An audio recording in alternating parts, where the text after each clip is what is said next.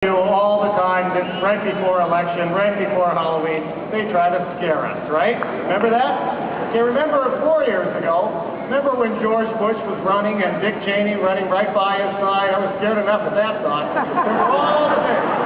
All those things they told us we should be afraid of. In fact, they'd come into a room like this and they'd look around and they'd say, wow, we should be afraid of you and you. And I'm afraid of immigrants, and I'm afraid of the gay and lesbian community, and all of that. Now, we know this is the country of the Statue of Liberty. They tried to scare us, right? And we know that's not true. So I got to tell you, that sort of worked 8 years ago, that costume of compassionate conservatism, and I hate to admit it, but to a little degree, that whole idea of fear worked 4 years ago. Will that work this year?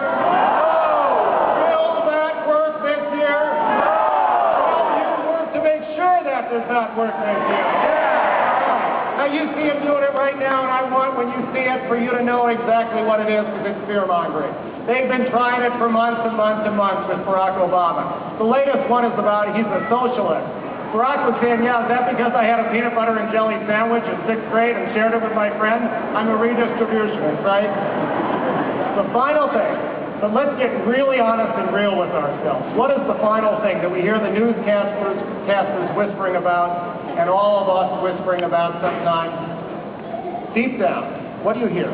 And you hear a lot of it out there. You say, will America really take that final step? Will America honestly look themselves in the eye and elect somebody who is an African-American president of the United States?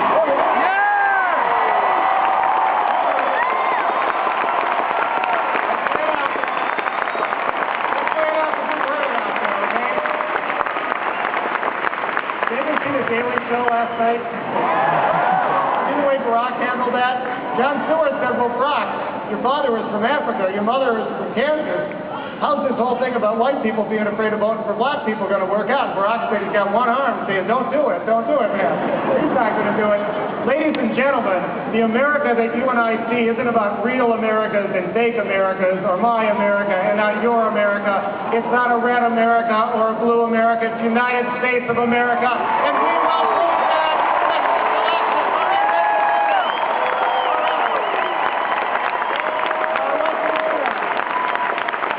And Carol and those wonderful volunteers told us exactly what we've got to do. We've got to volunteer, and I don't care what poll you see or what you hear or anything about this election being won. This election has not been won until every voter goes to the polls, and that means every person in this room doesn't just hear all these things about volunteering.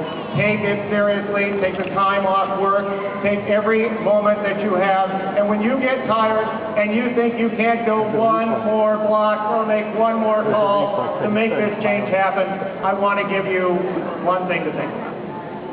I want you to think that for the past 8 years, the President of the United States, with the support of John McCain and the support of Norm Coleman, looked the American people in the eye and lied to you. Lied to you about a war that we sent our children to die in, that we ruined our reputation about the world in. And when you get too tired to walk, you must say that will never happen in this country again, and you won't let it happen.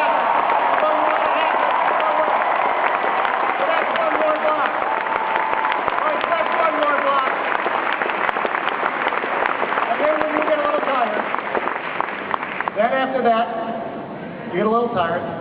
I want you to think as you walk toward that second block or make that next phone call, the President of the United States, with the support of John McCain and Norm Coleman, had a brilliant idea. They're going to take all your money. They're going to take it, they're going to redistribute the wealth, okay? But they're going to redistribute it to the very, very richest people in this country. And assume it's all going to come trickling down and make this economy work. Well, how's that working out, guys? All right? Is that enough to make you walk one more block, make one more call? All right. And when you get tired of that, I want one more block out of you. And here's the block I want. I want you to think about 6 years ago.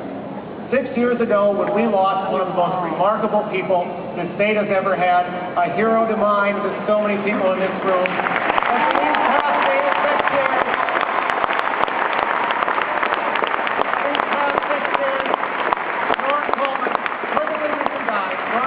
perfectly decent guy. He sat in the seat of Paul Wellstone.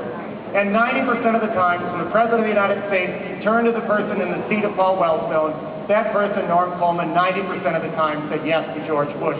Will you walk one more block? Will you make one more call to make sure that we have a senator who truly represents us?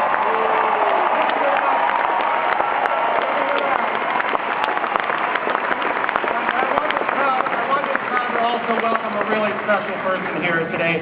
Over on that side is Paul Wellstone's son, David. Dave, do you mind giving us a wave?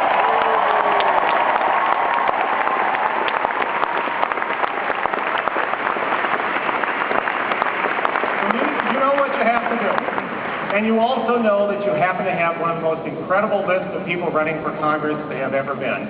I've been out there with Steve Sarvey. That is an incredible candidate. Will you work for Steve Sarvey? And I was out yesterday with Ashton Medea. That's an incredible candidate. And when people turn on the television and say, what state could possibly elect somebody who would say things like Michelle Bachmann, make sure Elwyn Hindenburg replaces her.